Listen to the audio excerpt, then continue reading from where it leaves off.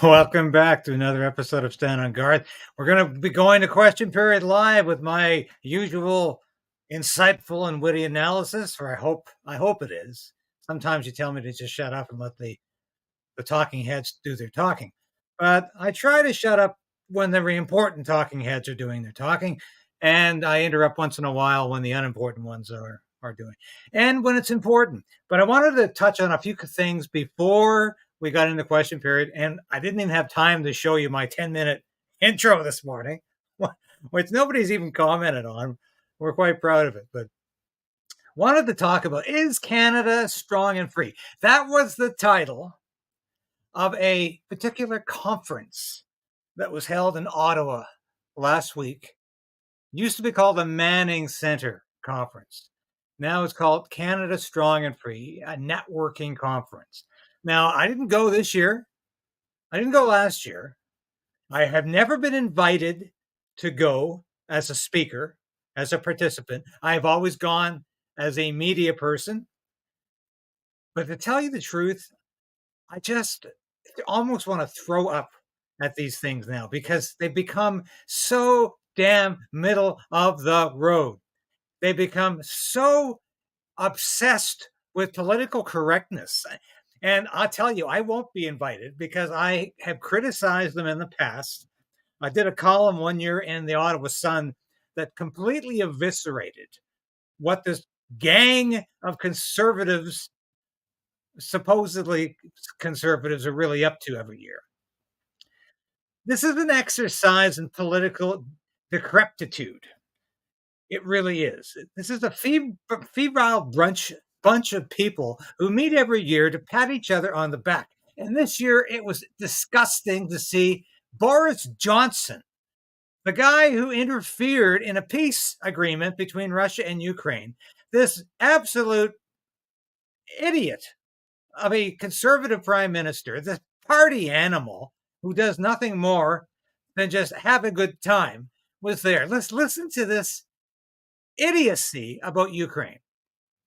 Well, John, it's an honor to be here with you and with Tony, and it's fantastic to be here in Canada with this incredible sense that the Conservative Party is not only resurgent but poised for victory. Well, that's true, Boris. Yes, that's true. Did you just get off a 3-day bender?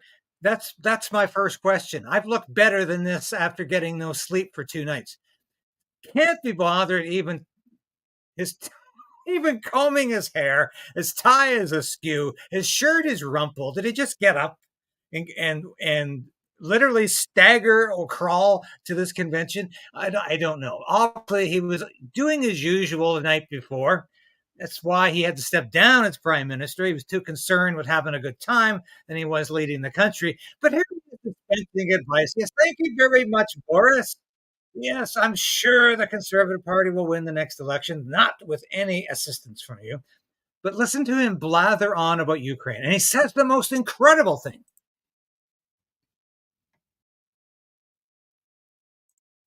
That's Sorry. And that, I mean, I'm just going by what the polls are saying, right? I'm not saying anything controversial here. It would far be it from me to come and intrude into domestic politics of a friendly country. But I observe that, and wouldn't it be wonderful if this dynamism of this Canadian Conservative can somehow communicate itself to the UK? In this sense, maybe it will. We still have time, in spite of some of the gloomy things that you've just said about conservatism in the UK and Brexit and so forth. Maybe things will be all right. I just want to say, on your point about Ukraine, John, very, very quickly. Actually, I think Mike Johnson, Speaker of the House of Representatives, is in favour of passing the supplemental. I think Mike, as far as I understand the matter, is pro-Ukraine, right? And I think most of the Republican Party certainly is. They have a wing that isn't. What I would say to the skeptics about Ukraine is, if you're worried about the rise of autocracies around the world, as Tony and I certainly are, and I know you are, if you're worried about the long-term ability of America to remain the superpower, if you're worried about democracy around the world, if you're worried about security, then investing in the security of Ukraine is the most cost-efficient thing you can possibly do. There isn't. Mike, I would say, Mike, my cousin Mike Johnson, long lost, separated from, I would say, Mike, there aren't any American boots on the ground in Ukraine, and yet those Ukrainians are fighting for freedom and security everywhere, for the whole Euro-Atlantic area. America is currently investing in supporting the Ukrainians about 5% or less of their annual defense spending. It is a fantastically efficient way of supporting freedom. And by the way, most of the money, I would also say, to Mike and to all Republican friends and colleagues, most of that money is, of course, going to American jobs, American companies that are involved in the defense industry. How cost effective! Just think, we don't have to lose a single person. We can just let the Ukrainians die for us. It's so cost effective. We've heard this argument from other idiots who think this is a great way to wage a proxy war. Just have all of these Ukrainians die. And they are dying in the hundreds of thousands. There's nobody left to fight this war, but that won't stop Boris Johnson, Joe Biden, Pierre Poilievre, for that matter, and certainly Justin Trudeau from continuing to back Ukraine to the very end, because, the money's being spent over here in the military-industrial complex is making profits off of this war. That's why we're fighting Russia. That's why we're backing Ukraine, because the military armaments people are making billions off of this war. This war is nothing less than the catastrophe of the First World War that went on and on year after year because people were making money off all of those bullets, all of those shells, all of that shrapnel, all of those bombs. Everybody was contributing. And my God, it was our businesses, our companies making money after all, just like right now.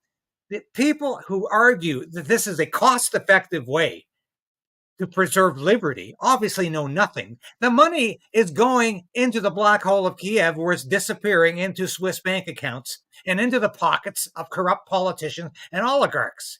That's what this war is all about. It's not about defending democracy. It's got nothing to do with that. Absolutely nothing. Ukraine isn't even a democracy. They're not even having an election right now, and they're supposed to be having an election. They've canceled the election. It's not a democracy. It's a waste of billions of dollars. We need to end the war before it becomes a nuclear conflict, and could do so any day. But that's the kind of idiocy the Stand on Guard conference featured. But there was a moment of hope. I want you to listen to this. I'm very excited about what today offers. And I'm going to a meeting tonight with the Justice Foundation that it's centered upon the Online Harms Act, because we need to hear more about this. But I want you guys to hear this fantastic quote from Conservative leader Pierre Poilievre, who was at the Canada Strong and Free convention today. That's the old Manning Center conference. And unfortunately, I'm not there today. This would have been unimaginable 8 years ago. Unimaginable. It would have been unimaginable 8 years ago, before Justin Trudeau, to think that not only would he pass a law to control what you can see and say on the internet, but he would then put forward another law which could put you under house arrest or a peace bond under suspicion of something unacceptable you might say in the future.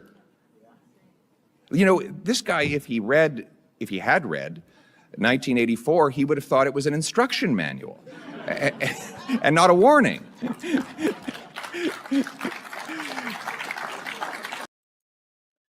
Yes, Trudeau would have thought 1984 by George Orwell was an instruction manual. Of course, it's not a warning for Justin Trudeau. That's what he's envisioning for Canada. Thank God Pierre Poilievre finally spoke strongly and eloquently against the Online Harms Act and against the thought crime component of this odious bill. This is a diseased bill that is going to take away your free speech and mine. It is bad news. And Polyev needs to speak about this every day, and they need to get questions about this in the House. I'm glad to hear it. And I did go to hear John Carpe of the Justice Center for Constitutional Freedoms that night after Pierre Polyev made that remark. And here's what I asked John Carpe. David Krayden from the Post Millennial and the Epoch Times. Very happy to be here tonight. Thank you for coming and for stating this case so eloquently tonight. Two-part question. I wonder if you have any response to what Scotland has just gone through. They have issued and passed the Hate Speech and Public Order Act. And I was speaking to my friend Neil Oliver this week about that. And of course, he concurs with me that this is a disaster. But the response from the public was fascinating. They had more complaints from both sides, counter accusations of hate speech, supposed hate crimes, that it's already clogged up the police and potentially the courts. Do you think this is a good omen, that it might prove that this is an unworkable law? Not just an irrational one, but an unworkable one. And the second part of my question, do you think we have enough time before the next election, October 2025, the next 18 months, to stop this legislation? Thank you. Well, you've partially answered your own question. I have not followed the Scotland developments too much, but I've heard the media reports that as soon as it came into force, they were flooded with thousands of complaints, which is probably a good thing to clog up the wheels, because it does have a chilling effect. It is applied selectively and politically, and I've seen that over and over again, where depending on who you say the thing about that is offensive, you're going to get prosecuted or not. The next 18 months, 18 months is a long time in politics, but it's just important to, while this is going on right now, it's not that valuable or effective to complain about legislation once it's been proclaimed into force. I'm not saying it can never be changed. It can be, but the time to be active on this is now against the bill C-63, the Online Harms Act, and then C-367, the religious defense. There's an old French proverb: if you don't do politics, then politics will be done unto you. If you don't do unto politics, politics will do it unto you. Very sage advice from Mr. Carpe. I will be speaking to Mr. Carpe again tomorrow in an interview, probably be just before the budget. And of course, that's the big news. Tomorrow is the federal budget, and we'll be going to question period in mere moments, I assure you. But what do you think is going to happen in tomorrow's budget? Massive spending by these liberals in order to hang on, or attempt to hang on, to power. That's what this budget will be all about. Maintaining power for Justin Trudeau, Chrystia Freeland, and this gang of thieves. Now, I'm going to go to question period now. Well, I've got a few minutes left. That's what this budget's going to be about. And if we don't fight back against Trudeau's bribery and Trudeau's naked attempts to rob us of our free speech and our liberty, this country will not be strong and free. And that's why I asked the question, is Canada strong and free? Why are these people calling their conference Canada strong and free? It's a wish dream today. It's not strong, it's not free, and it's getting less strong and less free by the day. That's why we need to resolve, to resist, and we need to keep fighting back with all our might. And that's what I intend to do on this station. I'm going to go to question period now, because we're just about finished these SO31s, otherwise known as members' statements. Let's enjoy this time together. Thanks for watching.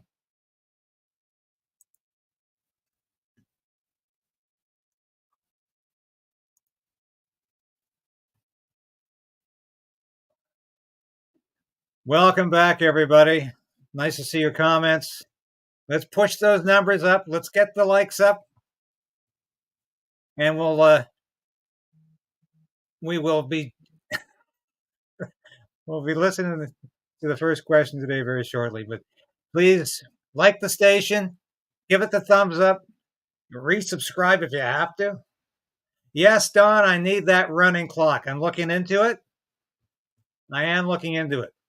So I am looking into having the national debt clock like they do in Redacted.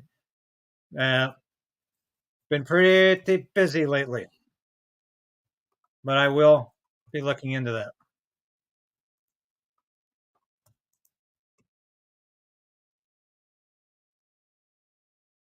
Alone will account for a third of our emission reductions by 2030. Carbon pricing isn't just a feel-good measure. Doesn't feel good measure. Doesn't feel good at all. There we go. The Honourable Leader of the Opposition. Conservatives, common sense conservatives, will cut taxes, build housing, fix the budget, stop the crime. Yet, this Prime Minister is not worth the cost, the interest cost after 8 years. The government will spend more on interest on our national debt than on healthcare. More money for bankers, less for nurses. When will the Prime Minister accept my common sense plan to fix the budget with a dollar-for-dollar law to reduce interest costs for Canadians? That's a strange question to lead off with. The Honourable Minister of Housing, sorry, Infrastructure and No, Communities. Trudeau. Mr. Speaker, common sense or nonsense? He wants to cut the programs that support the middle class. He wants to cut programs to build housing. He wants to cut programs that protect our environment. That is not common sense. It is incompetence. The Honourable Leader of the Opposition. Incompetence from the Minister who lost 1 million Canadians, who was the worst Minister of Immigration in our history. His own Prime Minister admitted that he led the out-of-control immigration system. That's why, according to them, the cost of housing has doubled. Now, he is pushing the prices further. Inflationary deficits are adding 2% to interest rates. $6,000 for a family with a $300,000 mortgage. Will the government reduce the deficit and interest rates so Canadians can keep their money and their houses? The Honourable Minister of Innovation. Mr. Speaker, 6 is the number that Canadians at home need to remember. What we've just heard, the Leader of the Conservatives, he wants to advise Canadians, but he was able to just build 6 units of affordable housing when he was Minister. Mr. Speaker, I'll repeat, we will take no lessons from the Conservatives. On this side, Mr. Speaker, we have a plan to build houses, create jobs, create prosperity. Canadians know that slogans don't build houses, they don't build prosperity, and they won't help Canadians. Every day is a good day to fight for Canadians. Well, why don't you start? Common sense conservatives will axe the tax, build the homes, fix the budget, and stop the crime. This Prime Minister is not worth the cost of interest. According to Scotiabank, the Prime Minister's deficits are adding 2 full percentage points extra in interest costs for the average family. That works out to about $6,000 for a modest mortgage of $300,000. $6,000 in extra mortgage payments from these deficits alone. Will they finally wake up to the fact that this NDP Liberal Prime Minister is not worth the cost? The Honourable Minister for Housing, Infrastructure and Communities. Mr. Speaker, the Leader of the Opposition seems to know the cost of everything, but the value of absolutely nothing. Does he not see value in the measures that are building more homes in this country? Does he not see value in programs that are going to put food on the table for hungry kids through a school food program? He continues to oppose measures that are helping students with the cost of their education and the families with the cost of housing. Mr. Speaker, we will continue to put measures on the table to make life more affordable for middle-class Canadians and do right by a generation of young people who've been priced out of the housing market. It's a shame his policies would have the exact opposite effect. Hear, hear. The Honourable Leader of the Opposition. Mr. Speaker, we can't see the value of homes and food that don't exist after 8 years. They have a food program which after 8 years has no food, a affordable housing program which has doubled housing costs. They're not worth the cost, and now their deficits are driving up the interest obligations for the average family. For a family with a $500,000 mortgage, deficits are adding 10 grand in additional interest payments per year. When will they realize that after 8 years, this NDP Liberal Prime Minister is not worth the cost? The Honourable Minister for Housing, Infrastructure and Communities. Mr. Speaker, he wants to talk about homes that don't exist. Perhaps we That's could a good look one, at Don. the 800,000 affordable housing units that were lost while he was housing minister. Perhaps we should examine the fact that while he was minister, 0 new apartments were supported by the federal government and a total of only 6 affordable housing units nationwide. Now, he likes to talk a big game, but let's look at the plan he's putting on the table. He wants to raise taxes on home construction and cut funding for the cities that are making it easier to build homes. We've advanced programs that are not just going to build more homes, but allow people to save up more money with their down payment and reduce their monthly mortgage costs when they go to join the housing market for the. Excuse me. I understand that there was a problem with interpretation. To see, is the interpretation now working? Well, you from guys English sure to want French? that debt counter. Okay. Do we All right, I'll have double down on English getting to the French? debt Do we have counter. it working now? Can People. anybody give me a signal? Okay. Alors, je vais inviter le... So I will invite the minister to restart his answer Parce que because it wasn't understood by a number of members. Madame The Honorable. Minister for Housing, Infrastructure and Communities.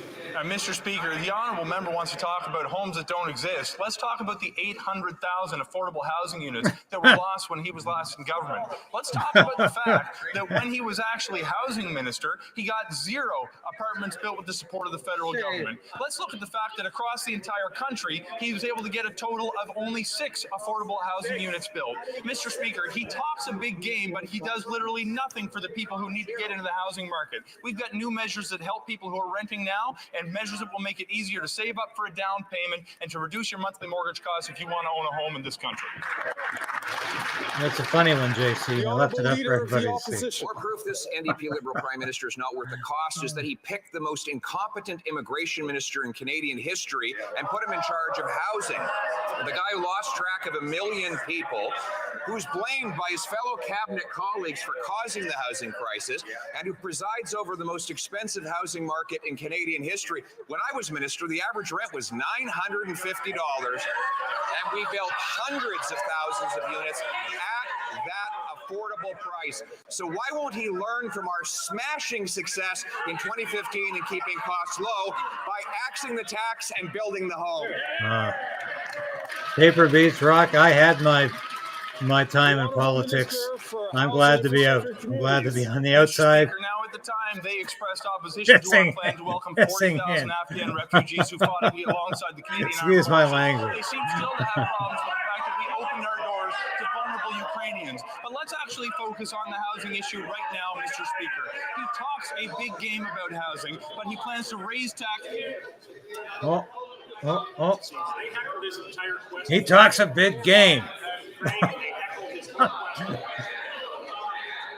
Order. This is all a big game. The Honourable Order. I'm going to ask all members on all sides of the House to please, I'll ask the Honourable Member from Milton.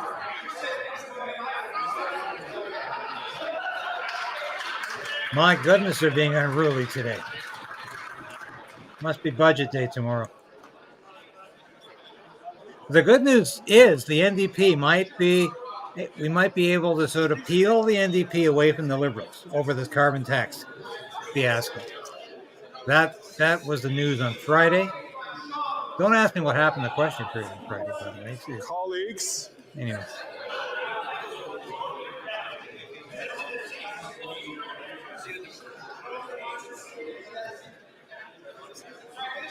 Wow. I'm going to ask the Honourable Members. Wow, thank you, Scott. The Honourable, We're going to have to get to members. They're going to have to do it. Please.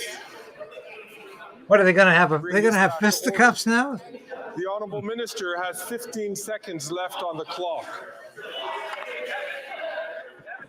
Mr. Speaker, they get antsy when they're confronted with their actual record. Let's take a look at what he got done. Only 6 affordable housing units across the entire country. Lost 800,000 more. 0 new apartments. Now he wants to raise taxes on home building and cut funding for the communities who are getting them built.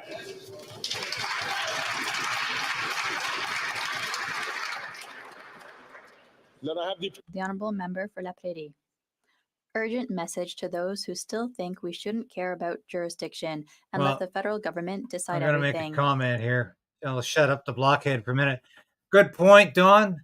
But I'm talking about after the election date.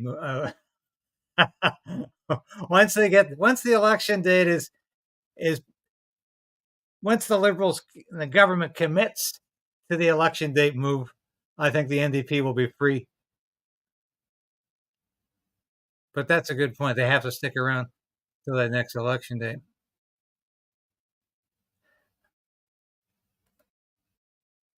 It's going to be a battle between those who don't need the election date change and those who do. Anyway, Our seniors, the Bloc, Anyway, say they need a get referendum. back to the business We want our youth of the House. to have full tummies at school, but no, they say the solution to everything is a referendum.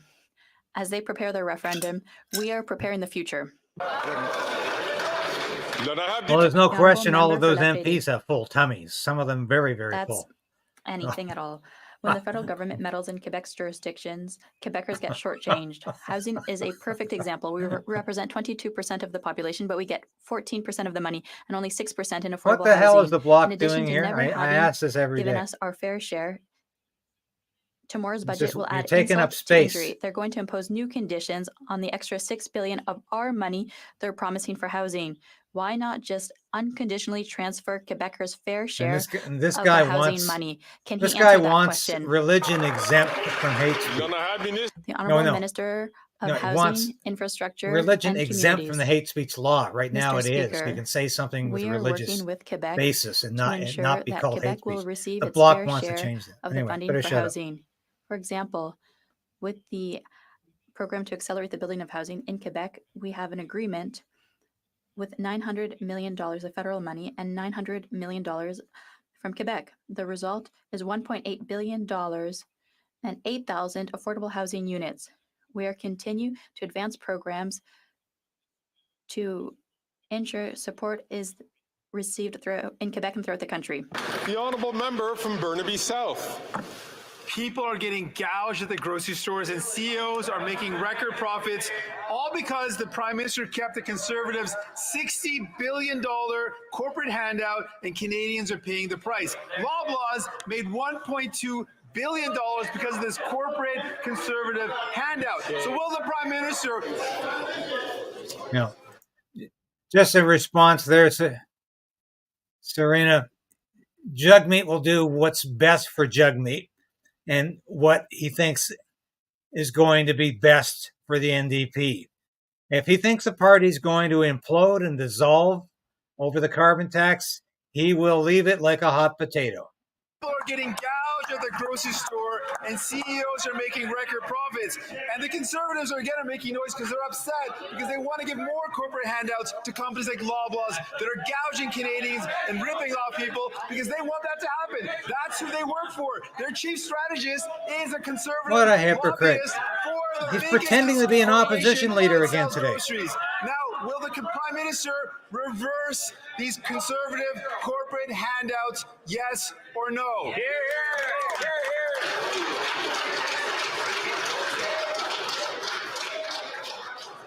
hear. He comes to life every once in a while. The Honourable Minister of Innovation.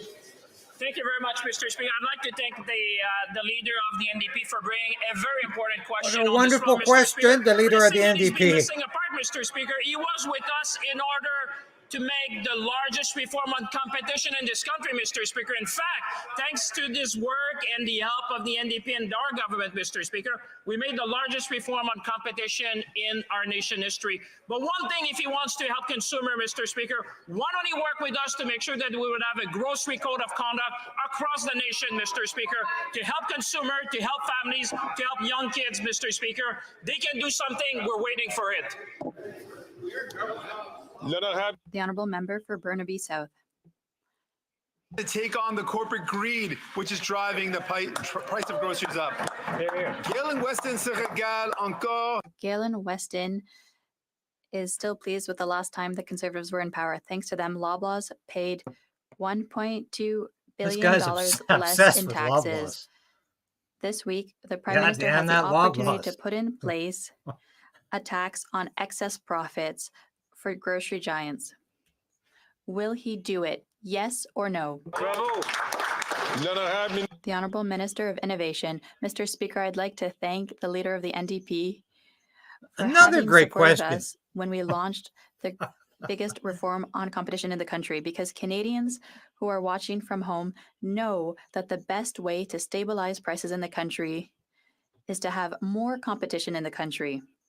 That is exactly what we've done. And now I encourage him, if he wants to help Canadians, if he wants to help families and youth, why not support us to have a grocery code of conduct throughout the country? On this side of the House, we will continue working for young families, for Canadians, You know how the Liberals for just consumers throughout the pander to country. the NDP? They just love their The honourable questions. member It's so helpful. Calgary, Forest Lawn. While the finance minister is out buying new budget shoes today, she should drop by a Toronto food bank where 1 in 10 Torontonians are having to use their services after 8 years of her government. Tomorrow's expensive photo op budget will only confirm why interest rates are staying higher for longer and why Canadians can't afford to eat, heat, and house themselves. After 8 years of this Liberal NDP government, they are not worth the cost of housing. Will this Liberal NDP government listen to Conservatives, cap spending, bring in a dollar for dollar law to bring down inflation and interest rates so Canadians don't lose their homes? The honourable minister. Thank you, Mr. Speaker. Maybe the honourable member opposite needs to take a look at what is announced earlier this month and the month before, which is that inflation in Canada is below 3% for the second month in a row. Mr. Speaker, AAA debt rating for this country, one of the very few countries in the world to have that. Mr. Speaker, lowest debt to GDP ratio. Now, while that's a lie. It's actually the highest debt to GDP ratio. Every day for Canadians on a school food program, on I just Canada Child Benefit, discovered that this making sure weekend. we have $10 child care across the country. Mr. Speaker, we're working for Canadians each and every day. You still calling up those transgender youth, Randy? With answers like that, he'll make a great high-priced Liberal consultant after the next election who's not worth the cost. What does he understand? He's not worth the salary of a dog catcher. A month, $1 million more projected to this year, where young people can't see the dream of home ownership, where rents and mortgages have doubled after failed policy of the Liberal NDP government. Why doesn't he get with the program and before he gets kicked out of his position and listen to Canadians? Why don't they implement a dollar for dollar law, cap the spending so Canadians don't lose their homes? Now, the Liberals keep saying we have the lowest debt to GDP ratio in the G7. It's the highest. Mr. Speaker, that party and that member not only have no plan for housing, the meager plan that they have actually wants to make it more expensive to build houses in this country, and they're against every single measure that we've done to actually make home ownership affordable for Canadians again. Mr. Speaker, that Alberta MP voted against Air Products' $1.6 billion net hydrogen plant in our province, voted against the first carbon capture, use, and storage net zero cement plant in our province. Mr. Speaker, they're voting against Alberta jobs. They're voting against Canadians. We're here for Albertans and Canadians. Hey, Randy, it's neat that sex change operations are just like joining the chess club. After 8 years, this NDP Liberal government Prime Minister is not worth the cost. Emily Meade is a single mom who lost her home because she didn't qualify for her mortgage renewal. Why? Because of this Liberal NDP inflationary spending, which has driven up interest rates. So now she's forced to rent. She's paying nearly $4,000 for a 600 square foot apartment. Tomorrow's budget, we're asking for the Prime Minister to show compassion and sanity. Have $1 spending for every new dollar spent. so Canadians can afford to keep their homes.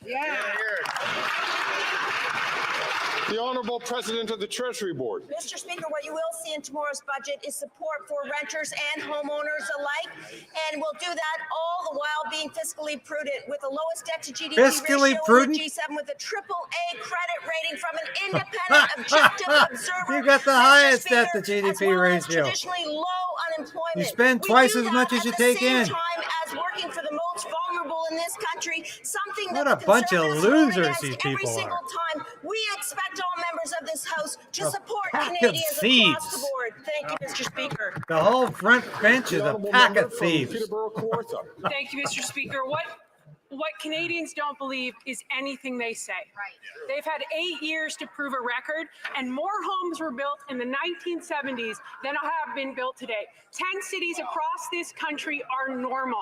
Don't tell people they've never had it so good when we have record high usage of food banks, when we have young people Exactly, who will never Michelle. own a home, and when interest rates have went up 2%, causing $10,000 a year in interest payments alone. Shame. Let's do a dollar for dollar. Let's show some sanity, and let's allow Canadians to keep their homes. It's outrageous what these liberals are getting away with. Families and children.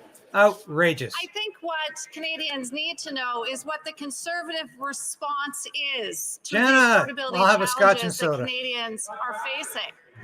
It's cuts. I It's can't help cuts it. to the programs that they need and are supporting them in a time of need, abandoning them when they most need it. On this side of the House, we've put forward a national school food program. We've put forward $10 a day childcare, the Canada Child Benefit, supports that are helping Canadians put food on the table and support their families, in contrast to everything that they oppose. Find a beer. That would be good too, The honourable George. member for Mégantic-les-Dames. Every time I For see 3 Jenna weeks Sutz, now, I think I'm in a bar. the Liberal Prime Minister and his ministers have been displaying all the failures of this government after 8 years. Inflation, interest rates, rents, mortgage payments, everything's going up. And it's going to continue with the Liberals. Tomorrow is the budget day. Will the Prime Minister, who isn't worth the cost, at least accept our demands to cut taxes for farmers and food, build housing, not bureaucracy, and apply dollar-for-dollar discipline, and especially put an end to the parade of inflationary spending so Canadians can feed themselves and house themselves? The Honourable Minister for Public Services and Procurement. Thank you, Mr. Speaker. 1, 2, 3, 4, 5, 6 affordable housing units. That's what the leader of the Conservatives built when he was housing minister. That's in contrast with the 8,000 affordable housing units that we are building now in partnership with the government of Quebec and municipalities. In Mégantic-les-Dames, the project Funny one, Don. will be building 24 affordable housing units just there, 4 times more than were built by the Conservative leader, the chief insulter. The honourable member for Mégantic-les-Dames. It's not 24, it's 48, Mr. Speaker, and it's worse. CMHC is slow in approving that project. Mr. Speaker, I'm so surprised to hear that minister give results, showing off results that there's tens of thousands of affordable housing units he wants to build to correct a crisis his government created. That's the reality, Mr. Speaker.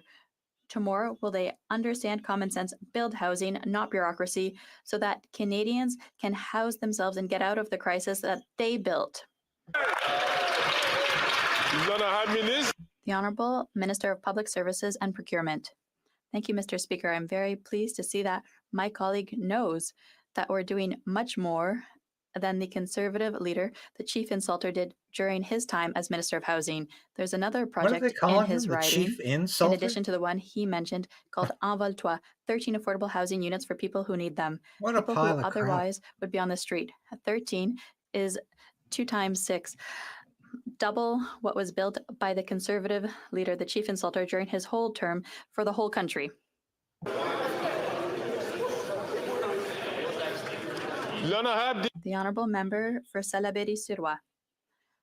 French Prime Minister Gabriel Attal addressed the National Assembly on Thursday, and as a worthy representative of the country of the Enlightenment, he delivered an inspired plea for for state secularism, which is equally valued by the French and Quebecois. France, like Quebec, prohibits the wearing of religious symbols by government employees in positions of authority. France goes even further than Quebec's Bill 21, which this Prime Minister wants to challenge before the Supreme Court, claiming that it is discriminatory. Has the Prime Minister told France that he finds it discriminatory, or is he reserving his contempt for Quebecers?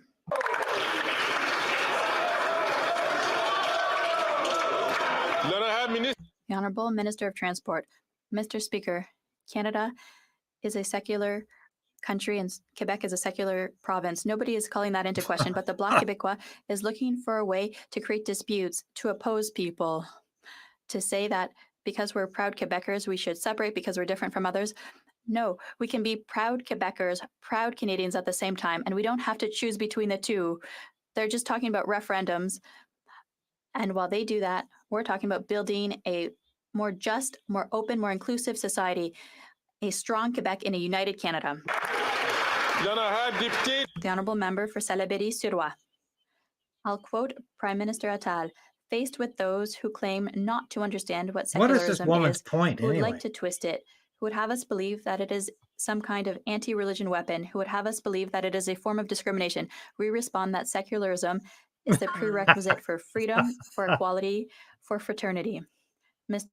Well, Don, he was a former health minister, which in this country is the same thing.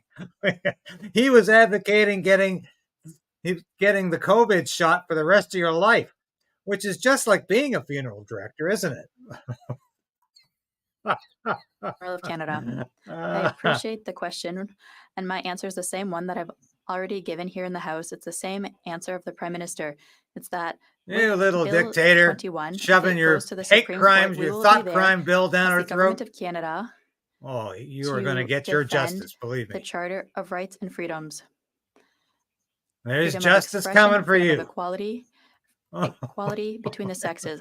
These are important issues. It's important to defend the Charter. The Honourable Member for Salaberry-sur-Roi. He's losing more hair.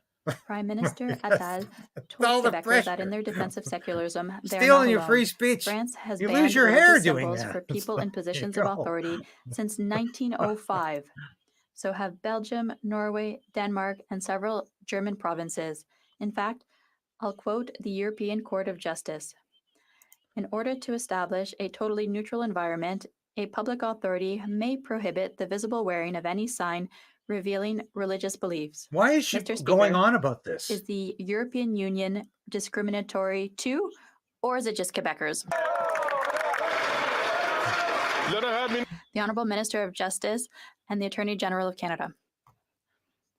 With the context of Bill 21, as I've said, and I'll repeat, when the decision is made by the Supreme Court, if it gets to that level, we will be there.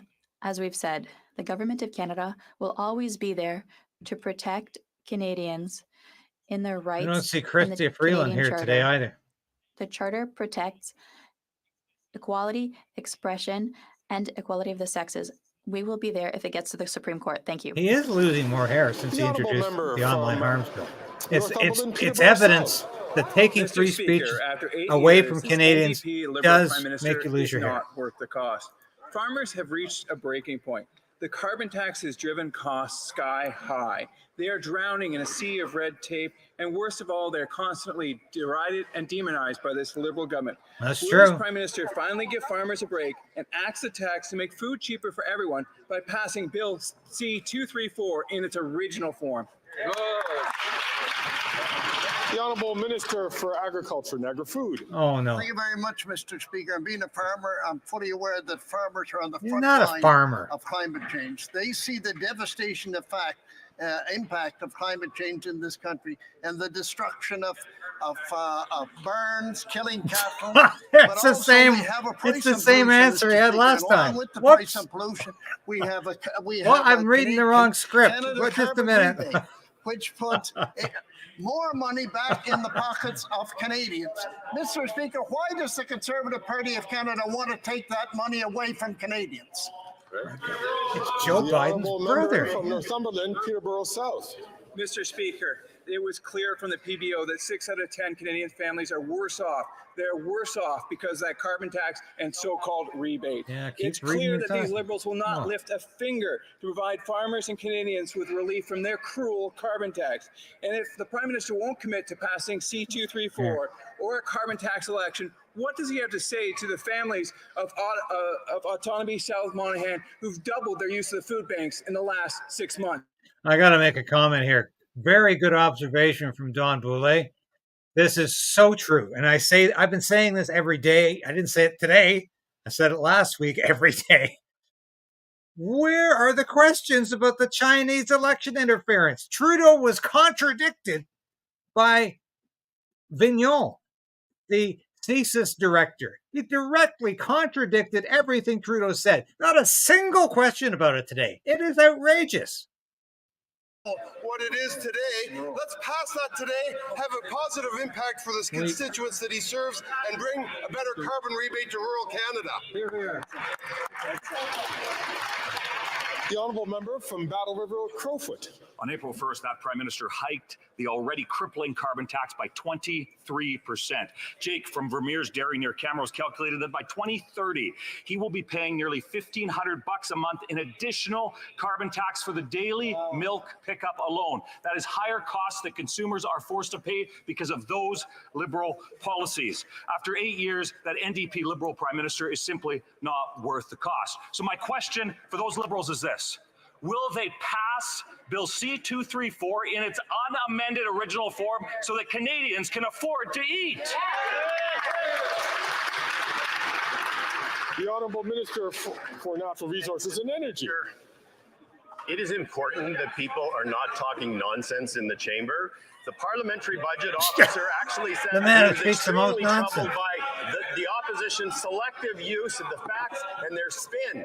Now 300 Canadian economists from across the country have said the price on pollution is the best way to reduce carbon emissions in a manner that actually addresses affordability. Doesn't reduce It is a them. true shame in this House that we have a climate-denying opposition, one that doesn't care about affordability. Wake up, It is wake truly up, a and shame. find out what Canadians really care about.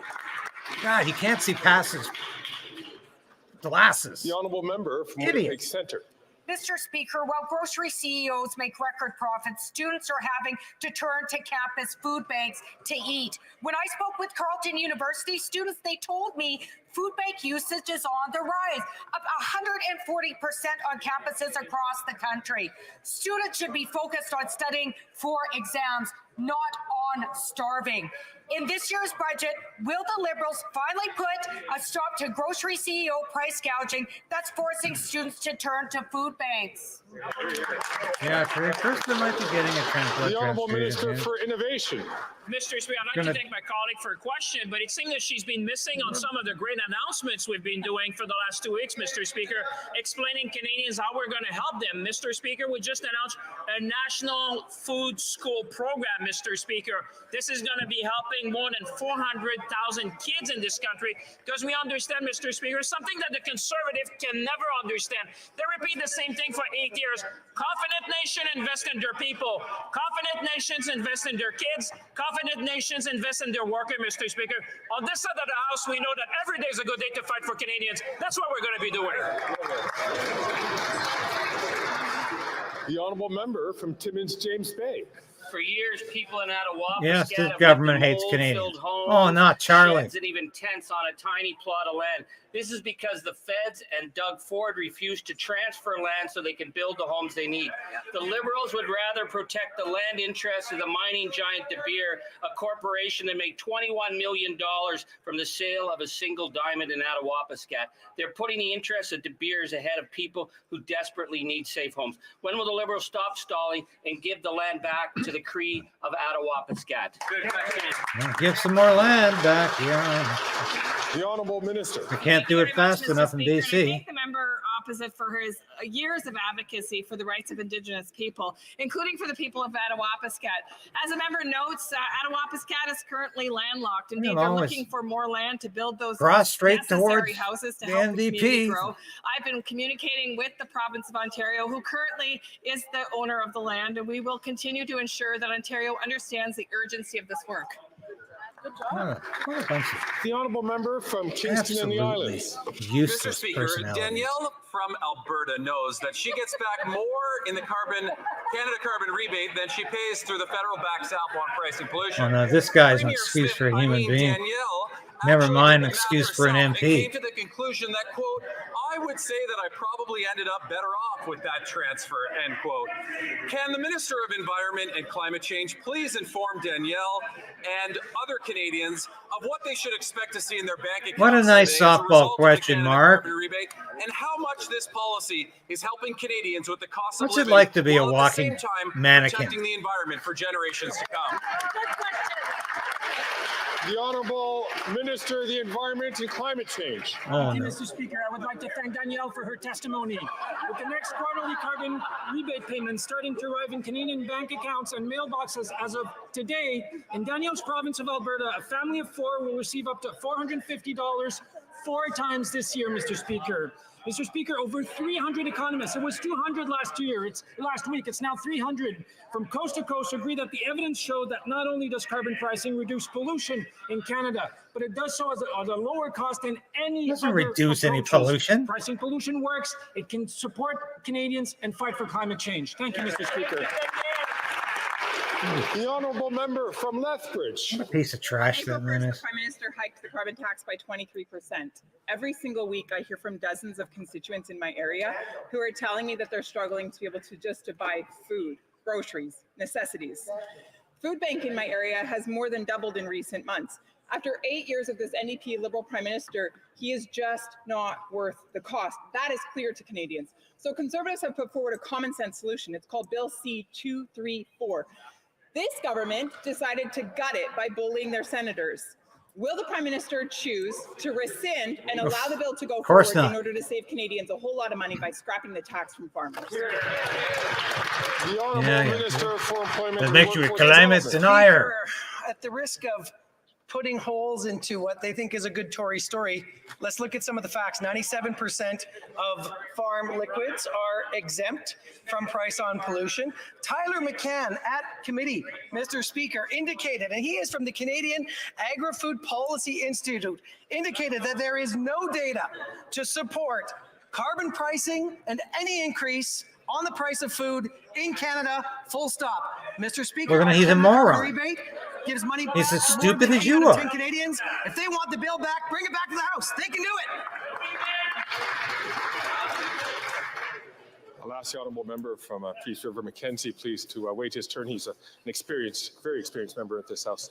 The honourable member from Lethbridge. No matter what this government does to try to distract, the facts remain the same.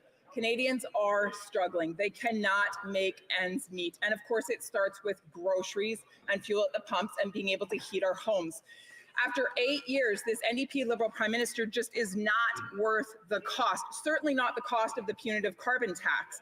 Conservatives put forward a very common sense bill, C-234, which would axe the tax from farmers and save Canadians a whole lot of money.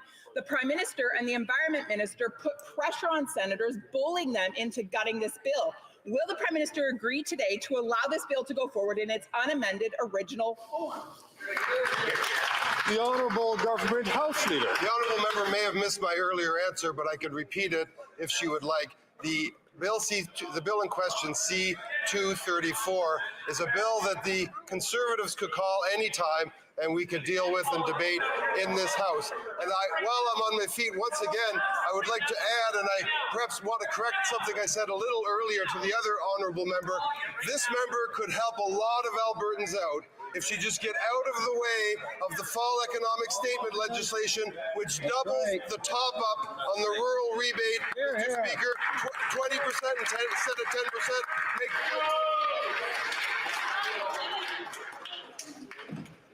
For the last time, I would like to remind the very experienced members, including the member from Peace River Mackenzie, that he should only take the floor when he's recognized by the Speaker. L'honorable député de Beauce. The Honourable Member for Beauce. Mr. Speaker, for 8 years, this Liberal bloc PM has not been worth the cost of the carbon tax. Farmers are rebelling against him. Mountains of red tape, a real lack of financial support, and a carbon tax which is stifling the farm sector throughout Canada. Getting rid of this carbon tax will be the quickest way of making food more affordable and helping our farmers keep working. But the Bloc Québécois wants to radically increase the tax. Will the Prime Minister commit to adopting C-234 in its original form without amendment in the budget tomorrow?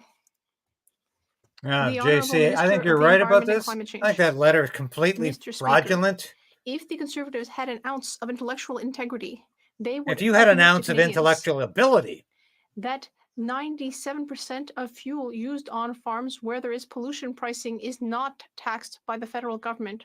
First of all. Secondly, it's a lie. Do you know what I've been doing, Mr. Speaker? Recently, I've been meeting with farmers from Quebec, Alberta, Nova Scotia. They must be coming out with pitchforks if you're meeting with farmers. With grain farmers, cattle farmers. They don't talk to me about carbon pricing. They talk to me about the hundreds of millions of dollars due to impacts from climate change. What a liar! In the country. Does anybody out there believe that the farmers are talking about climate change with him? What a buffoon! It is a shame to have to remind very experienced members like the member for Louis Saint Laurent that they have to wait their turn. That is a classic moment. I am going to put that one out. 55. Yeah. That is too good to pass up. Because there will be a farmers' protest. Young farmers who are dreaming of setting out in life are being smothered by increasing amounts of red tape, skyrocketing interest rates, and risk management programs that no longer meet needs. The Liberal Bloc coalition is blocking Bill C-234 that shows that they are completely disconnected. I will ask my question again. Will the Prime Minister commit to passing C-234 in its original form without amendment in the budget tomorrow?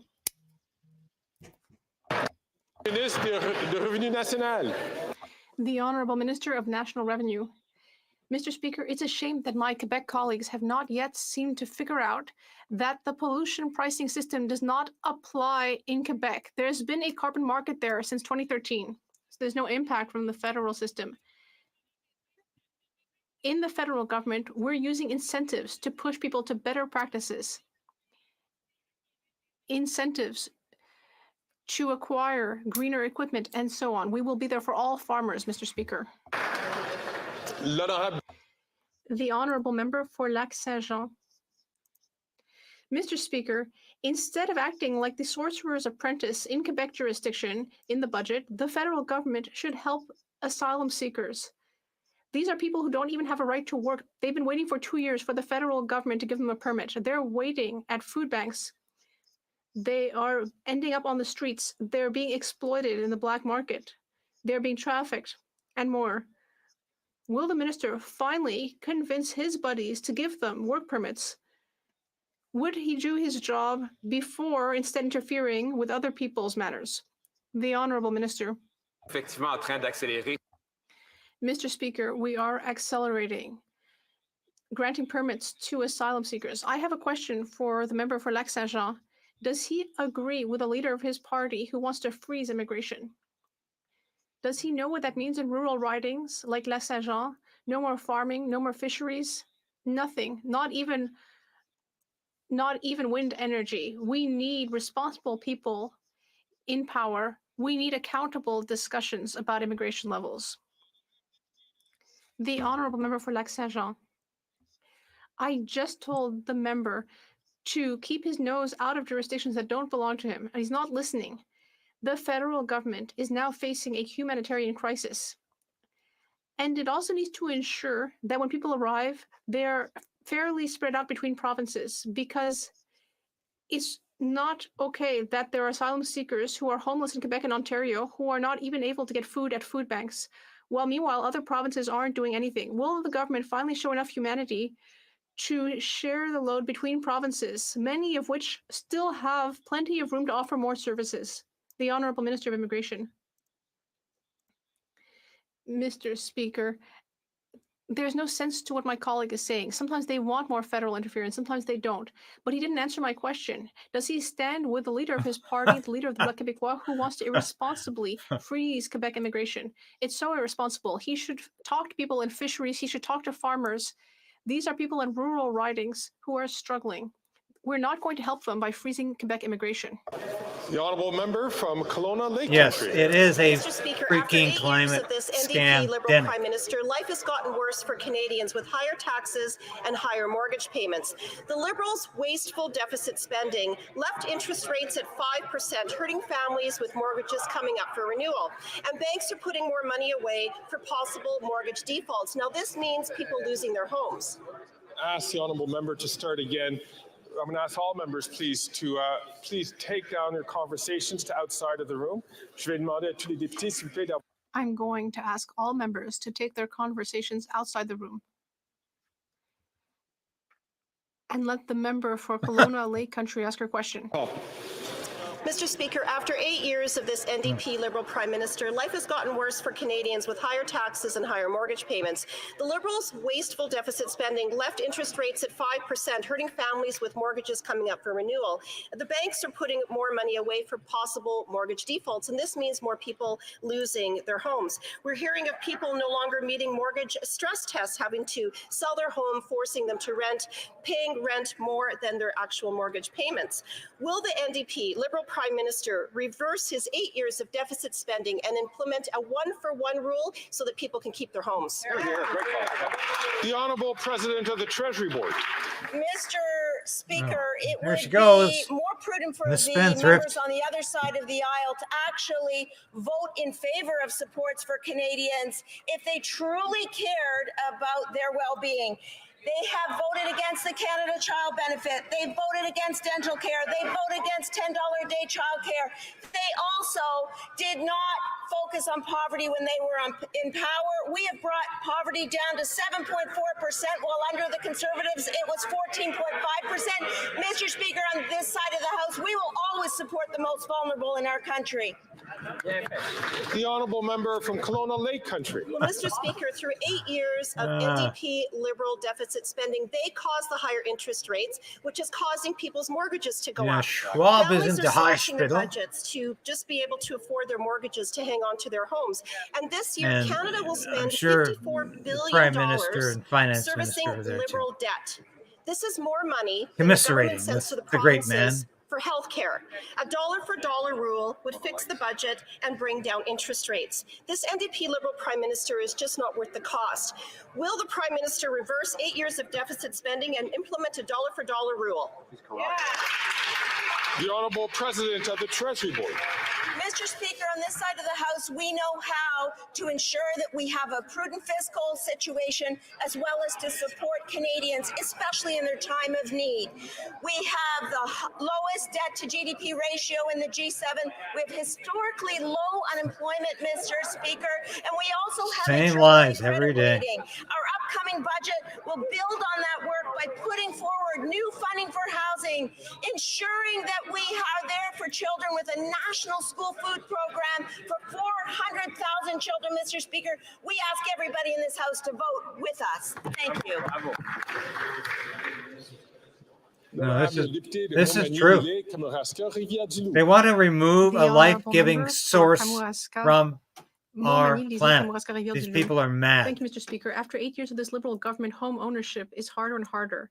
There's been an increase of 52 to 95.2% in mortgage rates in some parts of Quebec. It's increasingly difficult for young people to get a mortgage. This Prime Minister is much too expensive. He's just not worth the cost of mortgage payments. Will he listen to the millions of Canadians who are struggling? Will he put an end to his inflationary policies once and for all? No, The Honourable Minister of Public Services and I can Procurement. answer that question. Thank you, Mr. Speaker. One, Oh, two, there's three, the funeral 4, 5, 6. director. That's the number of affordable housing units that were built by the current leader of the opposition when he was Minister of Housing. Listening to my colleague's question, when I look at the projects in his writing, well, 41 units of affordable housing were built in his writing just over the last few weeks, thanks to the municipality that the leader of the opposition called incompetent, by the way. So the leader of the opposition only managed to build 6 throughout his Scripted entire time lies. throughout the country. Exactly. Which of the two systems is more incompetent? Let me ask you that. The Honourable Member for Sudbury. Mr. Speaker, The federal carbon pricing system was designed to keep life affordable for families by putting money back to their pockets. The next quarterly payments will be sent to Canadians' bank accounts and mailboxes starting on April 15th. Can the President of the Treasury Board tell this House how these rebates will reduce emissions and make life more affordable for families throughout the country? The Honorable President of the Treasury Board. Mr. Speaker, when Conservatives deny climate change, they are also denying science.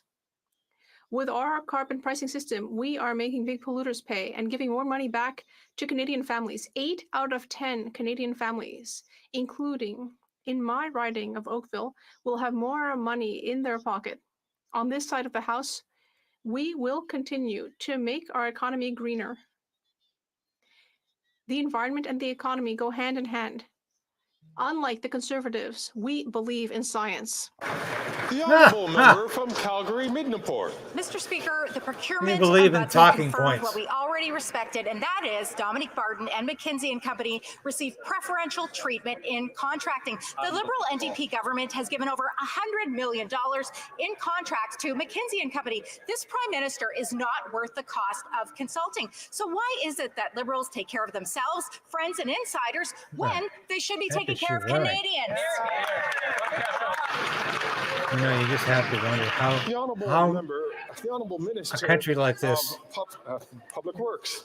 Thank you, Mr. has Speaker. come to and this. Taking care of Canadians is exactly what we need to do on this House and other House, certainly, through proper management side of of the procurement House. exercises with the type of things and measures that we have announced in the last few weeks and months, but also looking after the needs of Canadians with the important investment in housing that we have made, and we're maybe making even more with the announcements come tomorrow. 8,000 homes, affordable homes, just in the province of Quebec, and hundreds of thousands of them across Canada. They think we're so The honourable member stupid. from Calgary That's Midnaport. what's Mr. the most Speaker, irritating a Liberal about this. minister personally signed a contract for McKinsey & Company for $5.7 million. No wonder they didn't want to give us the documents. They were trying to protect their ministers. right. Department officials were trying to push back. They said, don't sign that document, minister. The minister went ahead and personally signed the document. Why is it that Liberals take care of themselves when they should be taking out the trash and taking care of Canadians? The Liberals are the trash. This cabinet is the trash. The honourable minister for Public Services and Procurement. Merci, Monsieur le Président. J'ai déjà répondu. Thank you, Mr. Speaker. I already answered this question in English. I will answer the same way in French. We are taking care of Canadians while also ensuring that our procurement system is fair and transparent, thanks to the new rules that we've created over the last few months, among other things. But taking care of Canadians also means recognizing the housing crisis that they're experiencing. And Yeah. that's why over the last few days, we announced several... Yeah, David Dyer, I bet you have always hated the term greenhouse gas. Yes. The Liberal Prime Minister is not worth the cost of a less stable world. 6 years ago, Parliament voted for my motion to recognize that the regime in Iran's IRGC is a terrorist organization and to shut down their operations in Canada. But in 6 years, this NDP Liberal government has failed to act. Liberals even blocked my common sense Bill C-350 to shut down the IRGC. So with the IRGC spreading terror across the Middle East and around the world, why did this Prime Minister choose to allow the IRGC to continue to recruit, fundraise, and promote its ideology here in Canada? The honourable minister for Public Safety. Mr. Speaker, we've said many times in this House, my colleague, the Minister of Foreign Affairs, has repeated it. Iran is a state sponsor of terrorism. We have taken a series of severe measures to restrict members of the regime, including the Revolutionary Guard Corps, from coming to Canada. With respect to listing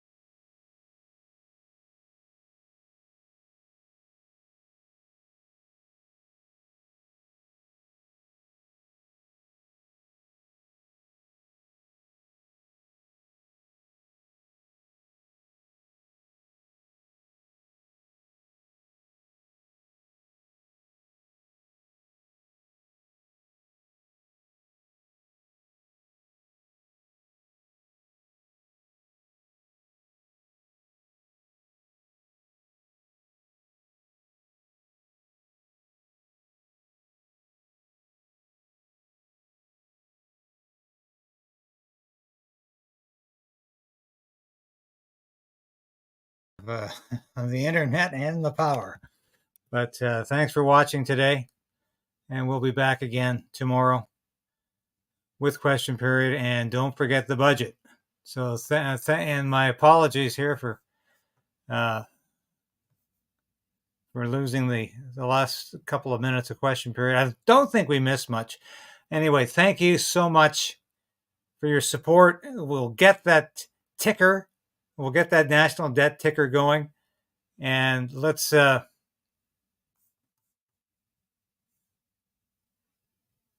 keep on fighting. Thanks so much for all you do, and we're going to keep on making things happen for Canada.